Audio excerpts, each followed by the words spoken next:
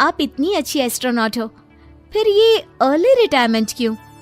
क्योंकि बचपन से मेरा बस एक ही सपना था, जिसके लिए मैंने लाइफ में बहुत कुछ खोया और छोड़ा।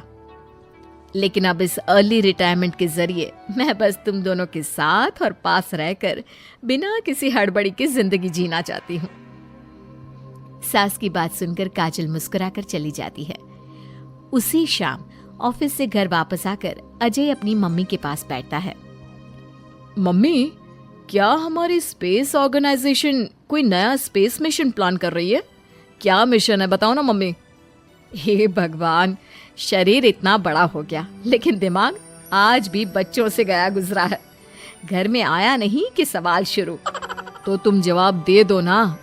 मैं क्या जवाब दूं? जैसे तुझे मेरे रिटायरमेंट के बारे में पता ही नहीं। इतने समय से तूने मुझे ऑफिस जाते हुए देखा क्या? फिर मुझे कैसे पता होगा? जा, तेरी पत्नी से पूछ, वो रोज ऑफिस जाती है। माँ की बात पर अजय आवाज लगाकर काजल को बुलाकर वही सवाल उससे भी पूछता है, पर काजल उसका कोई जवाब नहीं देती। और बोलो पत्नी से पूछने के लिए, मैडम जवाब ही नहीं दे रही। सवाल जायज हो तो जवाब मिलेगा ना। तुम्हें अच्छे से पता है, कॉन्फिडेंशियलिटी रूल्स के चलते हम किसी से भी ऑर्गेनाइजेशन और मिशन से रिलेटेड कोई बात नहीं कर सकते। वो तो पता है, लेकिन मुझसे भी छुपाने का मतलब समझ में नहीं आया।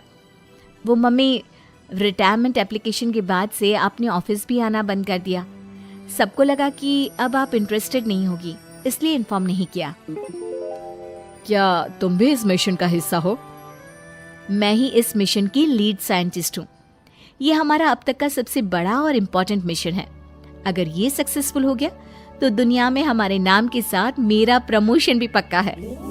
काजल की बात सुनकर दोनों माँ बेटे हैरान रह जाते हैं, लेकिन फिर सब साथ मिलकर सेलिब्रेट करते हैं। अब दिन बीतने लगते हैं। काजल स्पेस मिशन के चलते पहले से ज्यादा बिजी हो जाती है और देर तक ऑफिस में समय बिताने लगती है। कुछ समय तक इसे चुपचाप देखने के बाद एक सुबह बहू को सामने देखकर आखिरकार सास उसे टोक ही देती है। आ रही हो या जा रही हो? भाई, हमें तो तुम्हारी शक्ल देखे लगता है सदियां बीत गई। मैडम कब आती है कब जाती है कुछ पता ही नहीं चलता। अरे ऐसा कौन सा मिशन है जिसने सुबह रात घर परिवार सब भुला दिया? मिशन तो मैंने भी बहुत देखे हैं और गई भी हूँ, पर ऐसा हाल कभी नहीं हुआ। मम्मी, मैं आपकी चिंता और गुस्सा समझ सकती हूँ, पर ये स्पेस मिशन आज तक के सभी मिशन से बहुत अलग है। अच्छा, जरा मैं भी तो सुनूं, ऐसा क्या है इसमें? आई एम सॉरी मम्मी, मैं नहीं बता सकती।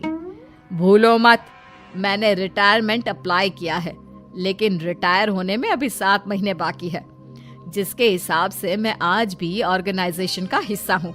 तो मुझे बताकर तुम कोई रूल नहीं तोड़ रही।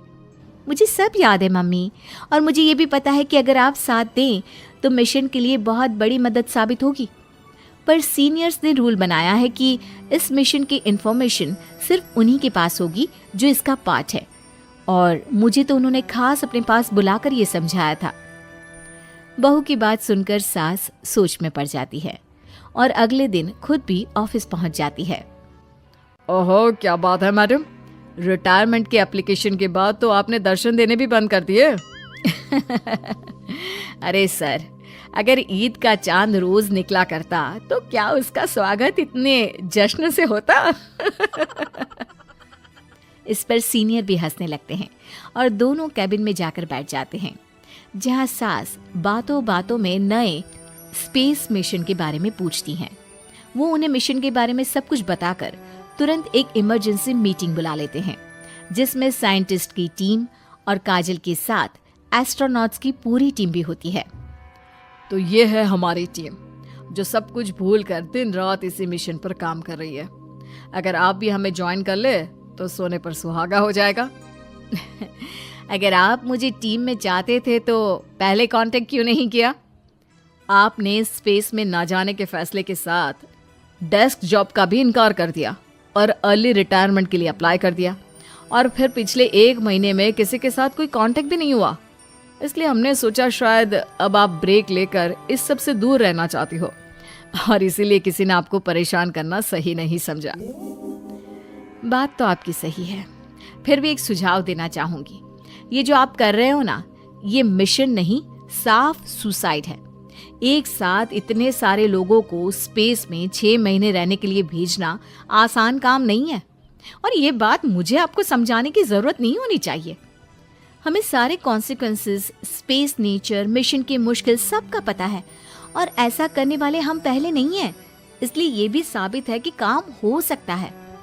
आप सिर्फ एक एक्सपेरिमेंट के लिए इतने सारे लोगों की जान और मेहनत को दांव पर लगाना चाहते हो, जिसमें सक्सेस रेट भी मुश्किल से 1% है।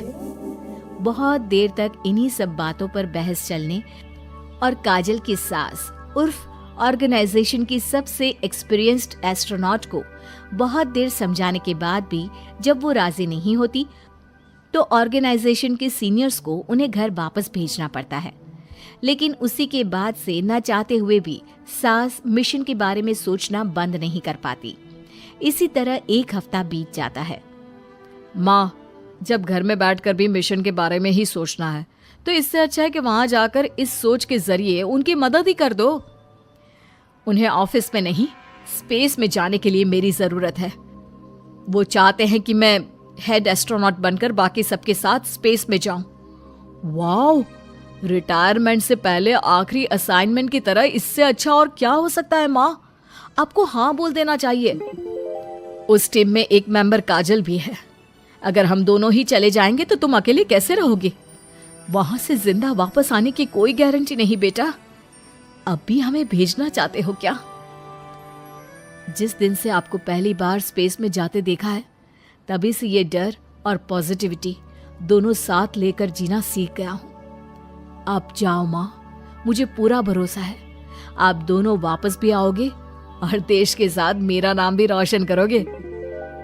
बेटी की बात सुनकर माँ के अंदर हिम्मत आती है और वो एक बार फिर स्पेस ऑर्गेनाइजेशन पहुंच जाती है, जहां उसके फैसले से सब बहुत खुश होते हैं और स्पेस मिशन की तैयारी पहले से ज्यादा जोश में शुरू हो जाती है।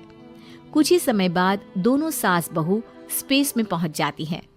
आखिरकार आज मेरी साइंटिस्ट बहू एस्ट्रोनॉट भी बन गई। सिर्फ स्पेस सूट पहन लेने से कोई एस्ट्रोनॉट नहीं बन जाता। मैं साइंटिस्ट हूँ और उसी में खुश हूँ। अगर मिशन की रिक्वायरमेंट नहीं होती तो शायद कभी यहाँ आती भी नहीं। इसी तरह दिन पर दिन स्पेस की अनेक मुश्किलें और दिक्कत सहते हुए देखते ही देखते 6 महीने बीत जाते हैं और नामुमकिन को मुमकिन करके दिखाते हुए सब सही सलामत अर्थ पर वापस आ जाते हैं, जिसके बाद से दुनिया भर में ये मिशन सास बहू की अंतरिक्ष यात्रा के नाम से मशहूर हो जाता है।